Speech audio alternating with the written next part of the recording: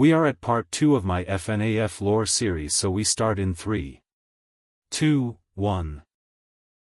Afton was doing experiments in a bunker that he used all the money from Fredbear's. He made the Funtime animatronics. He would use cameras to experiment. He used animatronic dummies on wheels and put hallucination gas to make them think they were monsters. He also made Circus Baby. His daughter always wanted to play with her, but Afton would not let her. But one day Elizabeth went. Circus Baby pulled her in her storage.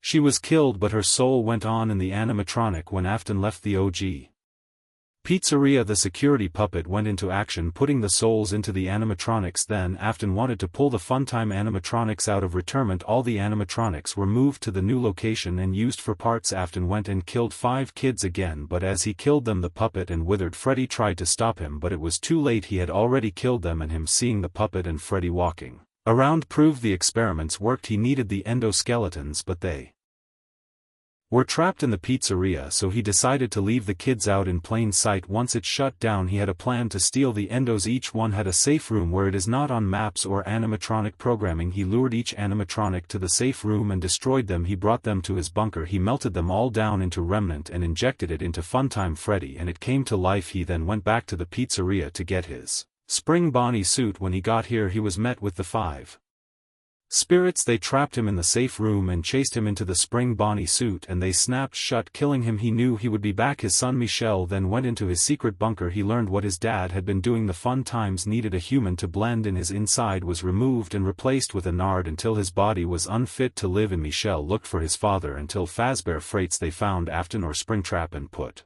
him in the attraction. Michel got a job so he could burn it to the ground. When he found his father, he decided to still burn the place down, but that was not all. Henry Emily heard the rumors of animatronics on the streets and made a plan to end it once and for all. It's only now that I understand the depth of the depravity of this creature, this monster that I unwillingly helped to create, as if what he had already done wasn't enough. He found a new way to desecrate, to humiliate, to destroy. As if the suffering wasn't enough, the loss of innocence, the loss of everything to so many people. Small souls trapped in prisons of my making, now set to new purpose, and used in ways I never thought imaginable. He lured them all back to a familiar place, back with familiar tricks. He brought them all together. Are they still aware? I hope not. It keeps me awake at night. I could make myself sleep, but not yet. Not until I undo what he has done and heal this wound. A wound first inflicted on me, but then one that I let bleed out to cause all of this. He set some kind of trap. I don't know what it was, but he led them there again. He overpowered them again, and he robbed them of the only thing that they had again. I don't know how those tiny breaths of life came to inhabit those machines, but they will never find rest now, not like this. I have to call them all back, all of them, together in one place. His plan was to gather all the animatronics in one place and lock them in. He would be able to burn them all down. Henry made a new restaurant called Freddy Fazbear's Pizza Place. He knew the spirits and William would come. Charlie was different though. She wasn't like the others. She was smarter and was not tricked easily, so he made Lefty standing for lure, encapsulate, fuse, transport and extract to capture the puppet while finding someone to help him. Michel Afton came for the job to put an end to it. Day by day the animatronics would show up in the alleyways next to the pizzeria. Even Molten Freddy or the 5 missing children, Michel would get them and throw them into the chamber to be in a maze with no exit, where they would roam around without knowing they're trapped until the end of the week, where they would be burned down with all the souls in one place. The plan was now in action. As far as Elizabeth and William knew, this was a good thing. All this remnant in one place until Henry stepped in. Connection terminated. I'm sorry to interrupt you, Elizabeth, if you still even remember that name, but I'm afraid you've been misinformed. You are not here to receive a gift, nor have you been called here by the individual you assume, although you have indeed been called. You have all been called here, into a labyrinth of sounds and smells, misdirection and misfortune. A labyrinth with no exit, a maze with no prize. You don't even realize that you are trapped. Your lust for blood has driven you in endless circles, chasing the cries of children in some unseen chamber, always seeming so near. yet somehow out of reach. But you will never find them. None of you will. This is where your story ends. And to you, my brave volunteer, who somehow found this job listing not intended for you. Although there was a way out planned for you, I have a feeling that's not what you want. I have a feeling that you are right where you want to be. I am remaining as well. I am nearby.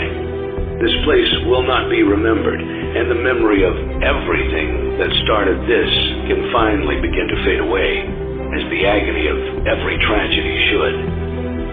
And to you monsters trapped in the corridors, be still, and give up your spirits. They don't belong to you. For most of you, I believe there is peace, and perhaps more, waiting for you after the smoke clears. Although for one of you, the darkest pit of hell has opened to swallow you whole, so don't keep the devil waiting, friend. My daughter, if you can hear me, I knew you would return as well. It's in your nature to protect the innocent. I'm sorry that on that day, the day you were shut out and left to die, no one was there to lift you up into their arms, the way you lifted others into yours. And then, what became of you? I should have known you wouldn't be content to disappear. Not my daughter. I couldn't save you then, so let me save you now. It's time to rest, for you, and for those you have carried in your arms. This ends, for all of us, in communication. Burning them freed the souls in the animatronic, but some of them needed help moving into the afterlife. This help would come from Charlie. She helped guide them to the animatronics. Now she would help them move on in the world of Five Nights at Freddy's. The way a spirit can move on is being put into a happy memory. The memory Charlie chose was actually comes from the crying child, and the day he got bite piece by piece Charlie put that terrible shattered memory back together, but this time she would change it into a happy memory instead of the crying child getting bite on his birthday. She changed it so all the missing kids and Charlie would celebrate him, giving him a giant birthday cake. By changing that terrible memory into a happy one and by attaching all the spirits to it, they were able to pass into the afterlife. Cassidy, the most vengeful spirit of them all, was not done yet. He decided to attach his soul to William Afton's, making sure William could never pass on. By attaching his spirits to William's, he was able to trap Afton in loop of death. He made Afton relive every one of his terrible misdeeds, the fear experiments, his bunker and the pizzeria where Cassidy got killed. He would experience all of this while being attacked and killed over and over again by all the animatronics from his past. Every time an animatronic attacked him, Cassidy was there to remind him it would never end for all eternity. Let's see how many times you can be pulled apart. I was the first. I have seen everything. The story is not over, to be continued in part 3.